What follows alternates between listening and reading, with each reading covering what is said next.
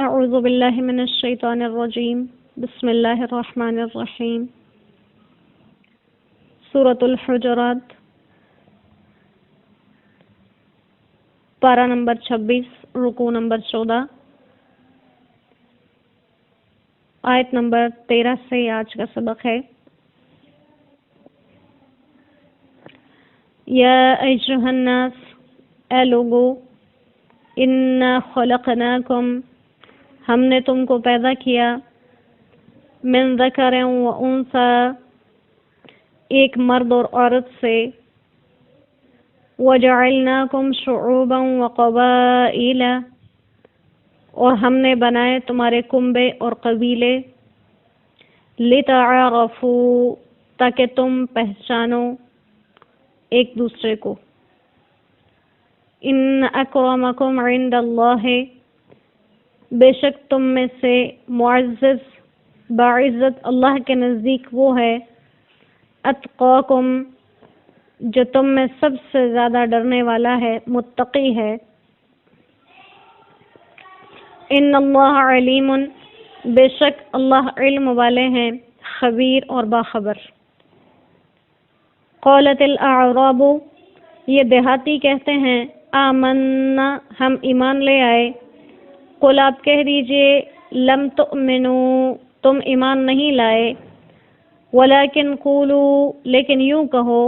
اسلمنا، کہ ہم اسلام لے آئے۔ ولما يدخل الایمان،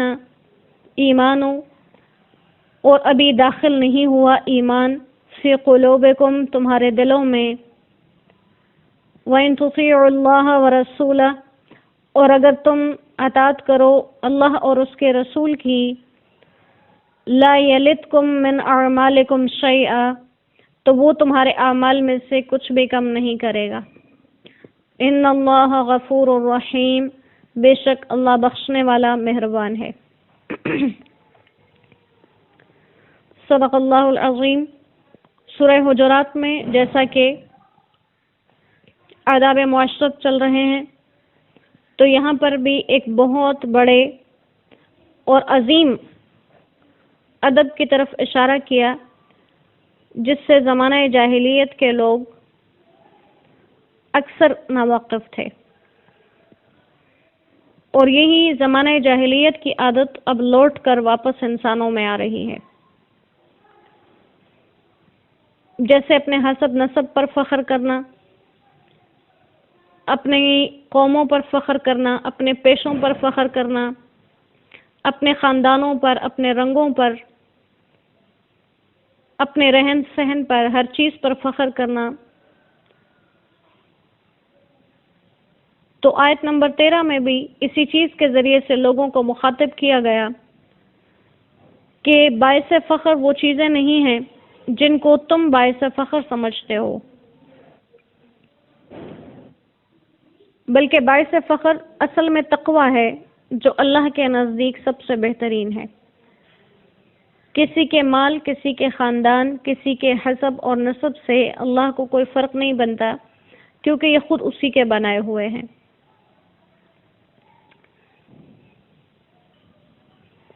بعض حضرات اس آیت مبارکہ کا شان نزول میں بیان کرتے ہیں کہ جب مکہ مبارکہ فتح ہوا اور آپ صلی اللہ علیہ وسلم نے حضرت بلال رضی اللہ تعالیٰ عنہ کو اذان کا حکم دیا، تو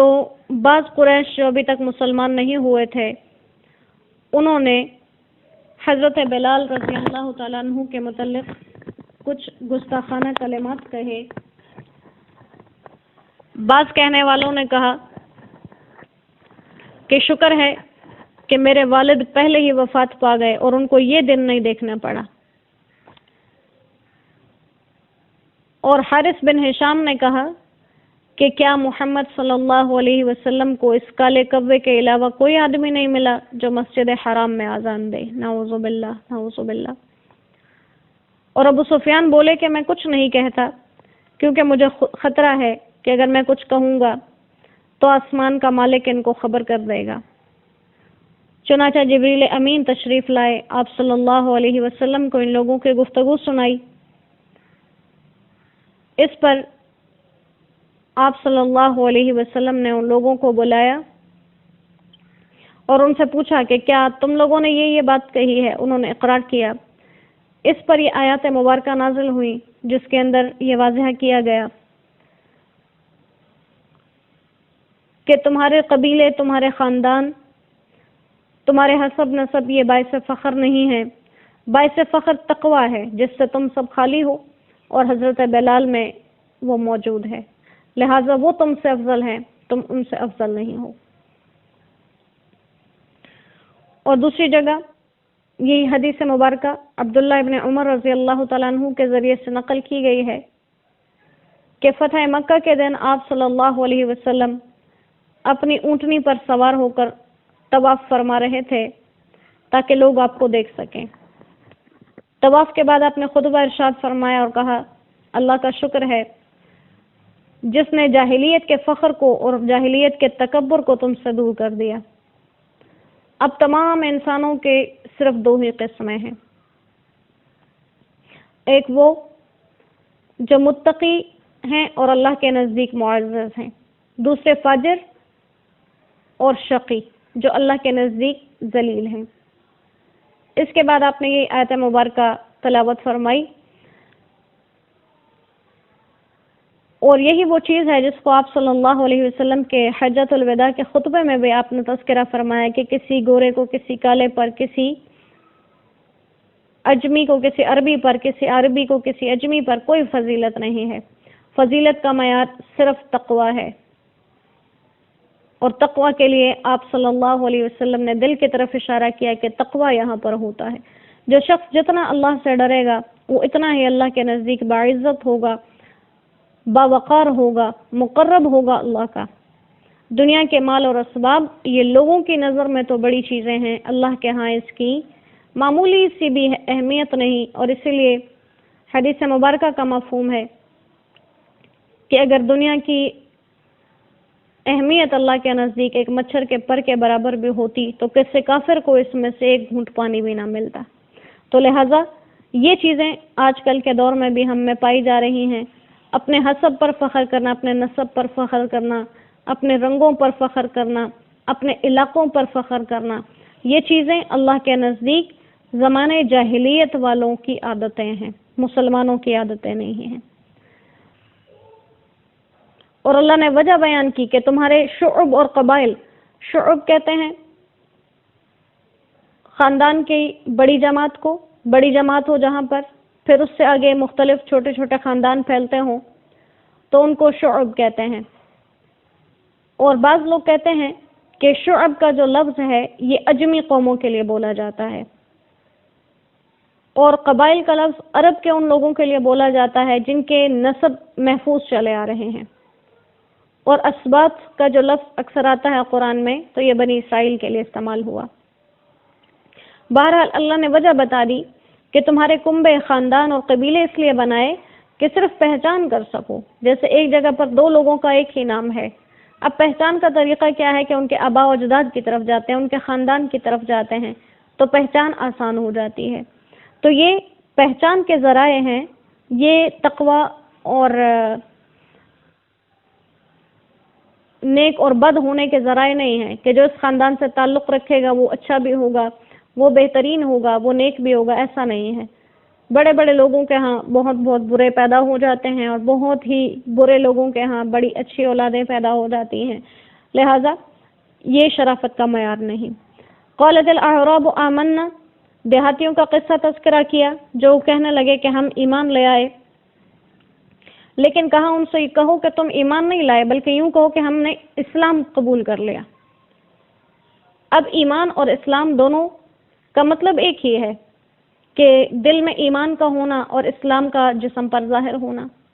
اسی طرح دل کا تابع ہو جانا اور ایمان کو اپنے وجود پہ ظاہر کرنا۔ لیکن یہاں پر ایک معمولی سا فرق بیان کیا، اور معمولی فرق اس کا یہ ہے کہ قبیلہ بنی اسد کے کچھ آدمی تھے، شدید قحط کے زمانے میں آپ صلی اللہ علیہ وسلم کی خدمت میں مدینہ طیبہ حاضر ہوئے۔ یہ دل سے ایمان نہیں لائے تھے، صرف سبقات حاصل کرنے کے لیے اپنے اسلام کو ظاہر کیا، اور چونکہ یہ واقعی مومن نہیں تھے اور اسلام کے احکام و آداب سے بے خبر تھے، تو راستے میں آتے ہوئے انہوں نے غلاظتیں پھیلائی، نجاستیں پھیلائیں اور بازاروں میں چیزوں کی قیمتیں بڑھا دیں، اور آپ صلی اللہ علیہ وسلم کے سامنے ایمان کا جھوٹا دعویٰ کیا۔ اس کے ساتھ آپ پر احسان بھی جتایا کہ لوگ تو آپ سے لڑتے رہے اور آپ کے خلاف جنگیں کرتے رہے، پھر اس کے بعد مسلمان ہوئے،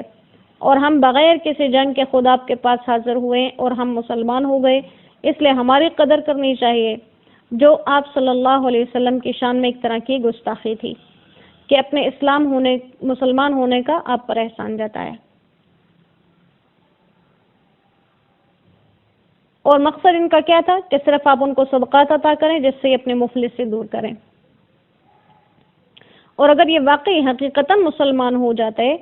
تو بھی آپ پر کوئی احسان نہیں تھا بلکہ اپنا ہی ان کا نفع تھا۔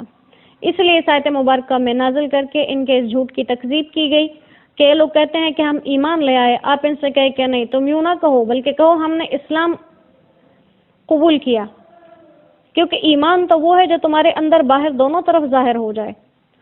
اور اپنے آپ کو اسلام میں داخل اس لیے کہہ سکتے ہو کیونکہ دعویٰ کر رہے ہو اور کچھ اعمال مسلمانوں جیسے شروع کر دیے، لہٰذا لفظی اعتبار سے اپنے آپ کو مسلم تو کہہ سکتے ہو لیکن مومن نہیں کہہ سکتے، کیونکہ ابھی ایمان تمہارے دلوں میں داخل نہیں ہوا، ایمان نے تمہارے دل میں جگہ نہیں بنائی، کیونکہ جن کے دلوں میں ایمان آ جاتے تھے وہ اپنے ایمان کو جتاتے نہیں تھے بلکہ وہ اللہ کے احسان مند ہو جاتے تھے کہ اللہ کا شکر ہے جس نے ہمیں ایمان کی دولت عطا فرمائی، اور کہا کہ اگر تم اللہ اور اس کے رسول کی اطاعت کر لیتے حقیقتاً تو تمہارے اعمال ہرگز ضائع نہ ہوتے، کیونکہ اللہ بخشنے والے مہربان ہیں۔ تو جیسے تمام منافقین کا یہی حال تھا کہ وہ اوپر سے خود کو مومن کہتے تھے، نمازوں میں شریک ہوتے تھے، لیکن اصل میں ان کے دلوں میں ایمان نہیں تھا، تو ان کو منافق کہا گیا، مسلمان نہیں کہا گیا۔ تو کہا کہ یہ ادب سیکھو کہ تم پہلے ہی مرتبے پر جو اپنے فائدے کے لیے خود کو مسلمان کہہ رہے ہو، تم خود کو مومن نہیں کہہ سکتے، بلکہ تم یہ ادب سیکھو گے، آہستہ آہستہ ایمان کے مرتبے پر پہنچو گے، اس کے بعد تمہیں ایمان اور حلاوت ایمان کا معلوم ہوگا کہ ایمان کسے کہتے ہیں اور اسلام کیا ہوتا ہے۔ تو یہاں پر یہ قبیلہ بنو اسد کے یہ لوگ تھے جو زکوٰۃ کے لیے آئے اور ان کی نیتیں خالص نہیں تھی، تو اس لیے ان سے یہ چیز کہی گئی کہ تم اب یوں نہ کہو کہ ہم مومن ہو گئے، اور دوسرا اگر مومن ہو بھی جاتے تو تم اپنے اس ایمان کو آپ صلی اللہ علیہ وسلم پر بطور احسان نہیں جتا سکتے تھے، کیونکہ کسی انسان کا اسلام قبول کر لینا یہ کسی پر احسان نہیں ہے بلکہ اپنا فائدہ ہے۔ کوئی انسان جہنم میں جاتے جاتے جنت کے راستے پہ چل پڑا تو کسی پر احسان نہیں ہے بلکہ اپنا ہی فائدہ ہے۔ تو اللہ کریم یہ عادتیں جو ہمارے اندر بری ہیں ان کو اپنے رحم و کرم سے ہمارے اندر سے نکال دے، اور ہمیں اسی تقوی کے معیار پر لے آئے جس کو اللہ نے اپنے نزدیک بہتر قرار دیا، کہ اللہ کے نزدیک بہترین وہ ہیں، بڑے وہ ہیں جو متقی ہیں۔ تو اللہ کریم ہمیں محض اپنے فضل و کرم سے بنا دے، ہمارے اعمال ہمارے حال ایسا نہیں کہ ہم متقی کہلا سکیں، لیکن اللہ اگر اپنا فضل کر دیں تو اس کے ہاں کسی چیز کی کمی بھی نہیں ہے۔